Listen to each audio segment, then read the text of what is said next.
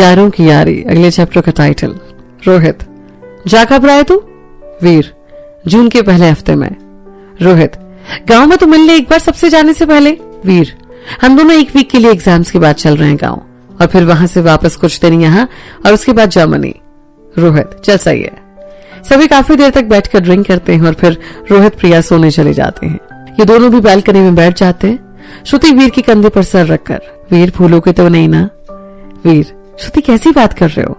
आप में जान बसती है हमारी, आपको कैसे भूल जाएंगे? श्रुति की आंखें नम थी जिन्हें वीर साफ करता है। वीर, आप रोना बंद करो, नहीं तो हम जा नहीं पाएंगे।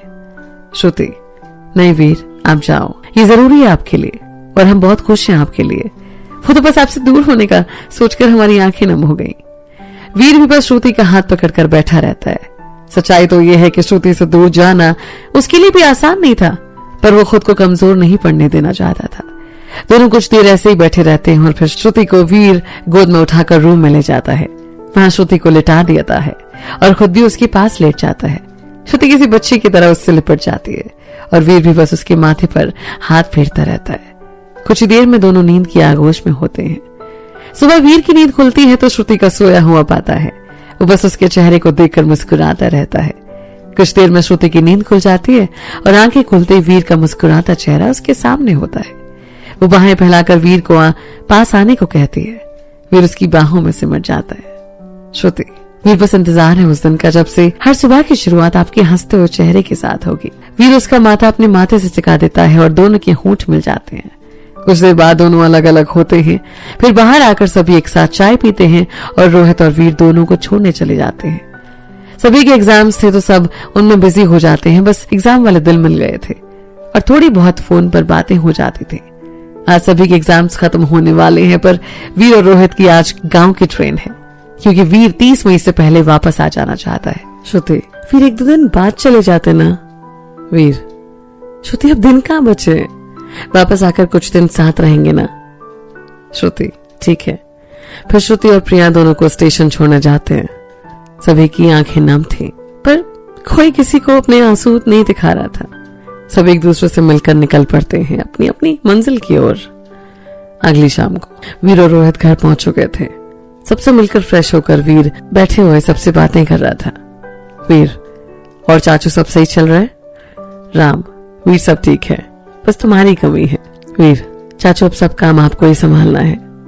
राम, तुम वापस कब आ रहे हो? वीर, अपना काम संभालने के लिए। वीर, हम आप सभी को कुछ बताने वाले हैं। बड़े पापा, क्या हुआ वीर? बड़े पापा, हम जर्मनी जाना चाहते हैं आगे की पढ़ाई के लिए। बड़े पापा, पर ये कब डिसाइड किया आपने? वीर, बड़े पापा, कुछ डिसाइड नहीं किया है, आपसे परमिशन लेने आए हैं। बड़े पापा, फिर हमारा डिसीजन है कि आप और हमसे दूर नहीं रहेंगे। ठीक है बड़े पापा, जैसा आप चाहें।